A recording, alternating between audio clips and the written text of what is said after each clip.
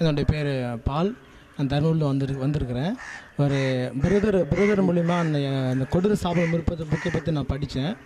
அப்போ படிக்கும்பொழுது எனக்குள்ள நிறைய கேள்விகள் இருந்துச்சு. ரட்சிக்கப்பட்ட மனுஷனுக்குள்ளே எப்படி சாபங்கள் இருக்கிற வாய்ப்பு இருக்குது அப்போ நிறைய கேள்விகள் குழப்பமாக இருந்துச்சு எனக்கு. இப்போ 7 days பாசிங் இருக்கும்பொழுது நான் புக்கை மறுபடியும் படிக்க ஆரம்பித்தேன். படிக்க ஆரம்பிக்கும் பொழுது என்ன அறியாமல் நான் கீழே மயங்கி விழுந்துட்டேன்.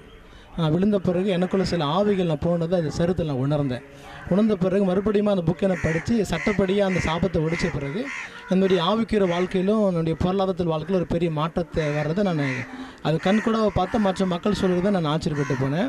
அதே போல் இயேசுவை போல் புக்கு மூலிமா நான் அந்த புக்கை அநேக முறை படிச்சிருக்கிறேன். படிக்க என்னுடைய உள்ளான மனிதனுக்குள்ள நல்ல ஒரு வளர்ச்சியும் ஒரு உற்சாகத்தையும் அபிஷேகத்தை நான் அளவில்லாமல் உணர்ந்த பிறகு தொடர்ந்து படிக்க என் வாழ்க்கையில் ஒரு நல்ல தரிசனங்களையும் நிறைய சொப்பனங்களையும் பார்க்குறது நான் தெளிவாக உணர்ந்தேன்.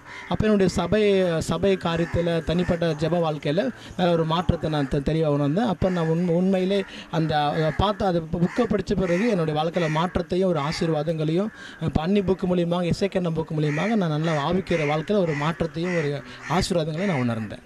கர்த்தருக்கு மகிமை உண்டாகட்டும்.